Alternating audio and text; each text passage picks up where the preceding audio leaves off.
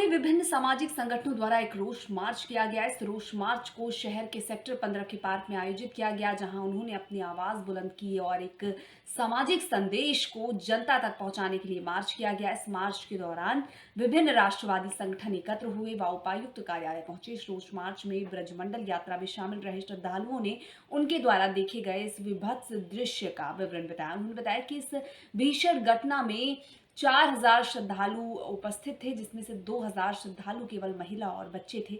इसमें सिरसा, हिसार और फतेहाबाद के लगभग 225 श्रद्धालु भी शामिल थे, जिन पर उपद्रवियों ने चारों तरफ से घेर कर गोलियां बरसानी शुरू कर दी।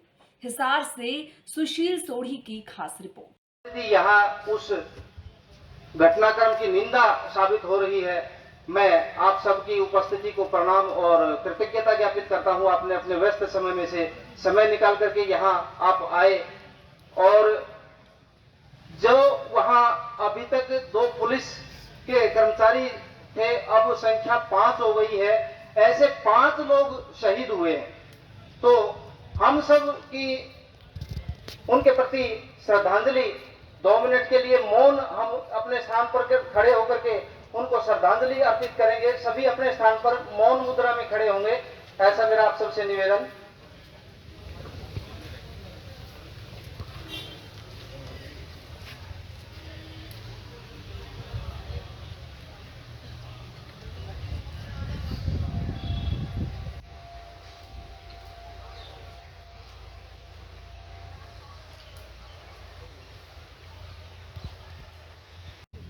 इकतीस जुलाई की घटना हरियाणा में पहली हो सकती है, लेकिन ये पहली घटना नहीं है। हिंदू शांति रूप से अपना जब भी कोई धार्मिक कार्यक्रम करता है तो ये विधर्मी लोग इस तरह के घटनाक्रम को अंजाम देते हैं। मेवात में भी 31 जुलाई को हिंदू समाज जो आज नहीं वर्षों वर्ष से उस परंपरा को और उस यात्रा को करता आ रहा था, कोई पहली बार नहीं कर रहे थे कि प्रशासन को जानकारी ना हो या वहां के समाज जिन्होंने इस कुकृत्य को अंजाम दिया उसको जानकारी ना हो। ये यात्रा वर्षों वर्ष से चली आ रही थी। ये सुनियोजित षड्यंत्र है। योजनाबद्ध तरीके से कैसे छतों पर पत्थर इकट्ठे किए गए, कैसे लोगों को हजारों की संख्या में वहां बुलाया गया और एक धार्मिक यात्रा को निशाना बना करके उसको भंग किया गया। 6-7 घंटे तक बड़ी संख्या में वहां जो श्रद्धालु थे वो मंदिर परिसर में बंद होकर के रह गए। पहाड़ से गोलियां चल रही थी। ये जो घटनाक्रम हुआ है, इस घटनाक्रम की सर्वप्रथम मैं निंदा करता हूं और यहां सीआईडी के साथी सुन रहे हैं, उनके माध्यम से शासन प्रशासन को अवगत करवाना चाहता हूं कि हिंदू को कमजोर समझ करके आप अगर ऐसे घटनाक्रम करने वाले विधर्मियों को कड़ी सजा नहीं देंगे, उनकी संपत्तियां कुड़क नहीं की जाएगी, उनके अवैध कब्जे तोड़े नहीं जाएंगे और उनको तुरंत जेल के अंदर नहीं डाला जाएगा, तो आज ये सांकेतिक रूप से जो ज्ञापन सौंपने का कार्यक्रम हिंदू समाज द्वारा सभी जिला मुख्यालयों पर पूरे देश भर में किया जा रहा है, ऐसा मजबूर होकर के हमें हिंदू को सड़कों पर न आना पड़े, इसलिए सरकार का ये दायित्व बनता है कि जो जो भी इस षड्यंत्र में शामिल थे, ऐसे सभी लोगों को जेल के अंदर डाला जाए। जिन की दुकानें तोड़ी गई है, शोरूम लूटे गए हैं, जो भी नुकसान हुआ है, गाड़ियां जलाई गई है, उसकी भरपाई करे और इन लोगों को कड़ी से कड़ी सजा दे। अगर ये संकेत सरकार देती है तो पूरा हिंदू समाज ये मान लेगा कि ठीक है, सरकार की नीयत में कोई खोट नहीं है। लेकिन अगर क्या घटना हो रही है, स्वामी जी ने बहुत ही अच्छा मार्गदर्शन किया है कि अगर घटना यहाँ से हरियाणा से शुरू हुई है तो खत्म भी हम ही लोगों को हरियाणा से ही करना है, बाहर नहीं जानी चाहिए। ये घटना हमें अपने समाज से बिल्कुल इस भविष्य में घटना ऐसी ना हो, इसको मिल करके हटा देना है। वो हिम्मत उनके पास कहां से आ रही है, हिम्मत क्यों आ रही है? उनके पास एकता है, हमको भी एकता की बहुत आवश्यकता है।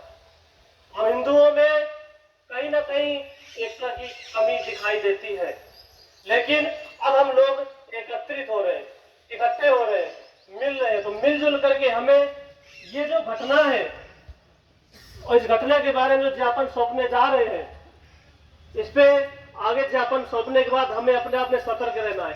हमें अपने जीवन की जो दिनचर्या है, उस दिनचर्या से लेकर के इनसे कैसे दूरी बनानी है।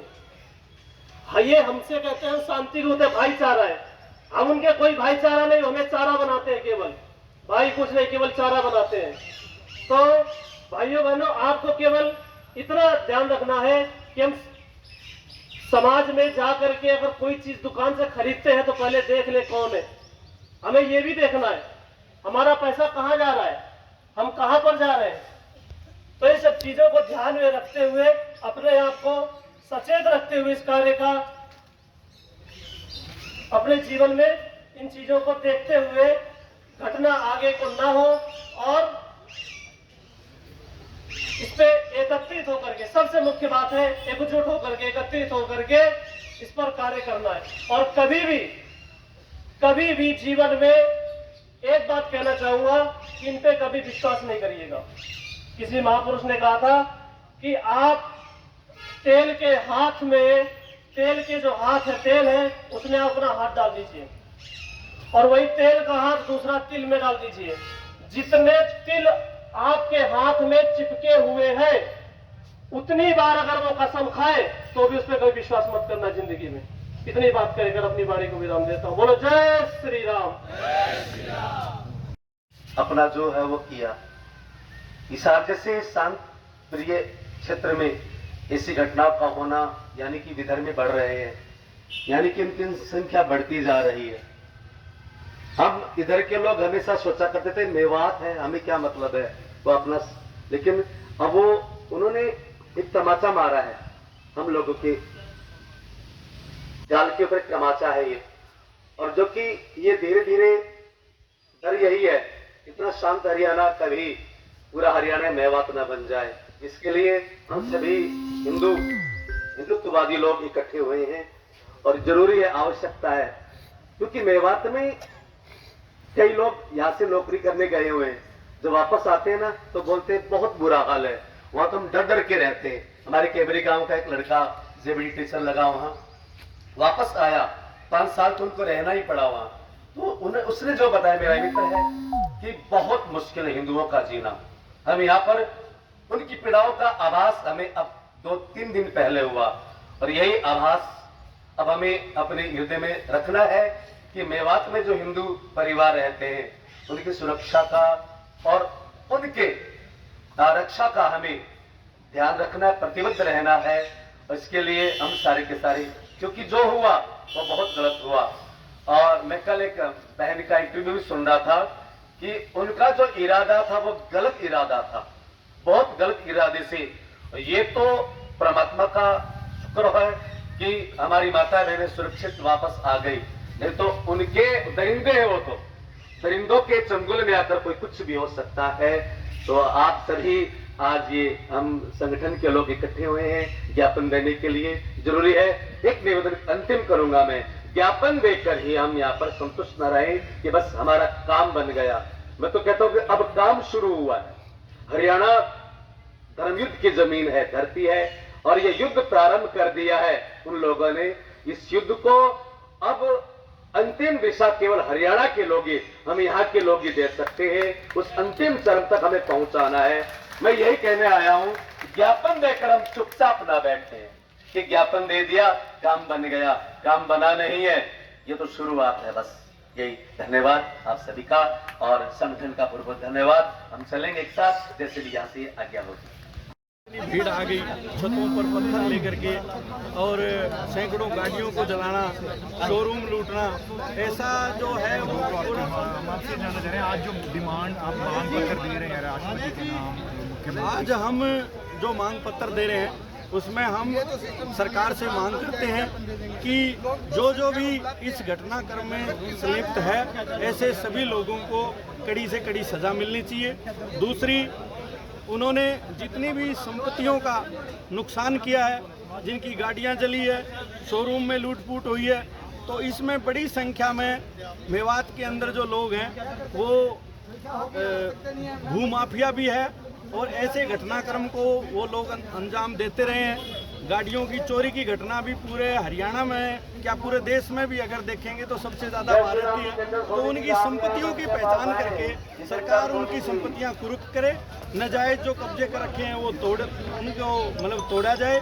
और दूसरा, जिन भी हिंदू भाइयों की जो भी संपत्ति का नुकसान हुआ है उसकी भरपाई सरकार करे। और इस तरह का जो घटनाक्रम है वो हुआ, उससे सबक लेकर प्रशासन भविष्य में जब भी कोई यात्रा निकले तो उससे पहले उसके पुख्ता प्रबंध करे। हम आज इस ज्ञापन के माध्यम से सरकार को यही मांग पत्र दे करके जगाने के लिए आज सब लोग एकत्रित हुए हैं। अगर वीडियो पसंद आया है तो लाइक, सब्सक्राइब और शेयर जरूर करें। बाकी खबरों के लिए देखते रहें नेशनल न्यूज लाइव। हर झूठ होगा बेनकाब जब सच्चाई देगी जवाब। नेशनल न्यूज लाइव अब उपलब्ध है 1100 प्लस डिजिटल केबल नेटवर्क पर। An Android based DTH smart setup box, सभी OTT प्लेटफॉर्म। 24 घंटे लाइव देखिए हमारे सोशल मीडिया पेजेस पर। अधिक जानकारी के लिए विजिट करें www.nationalnews.live पर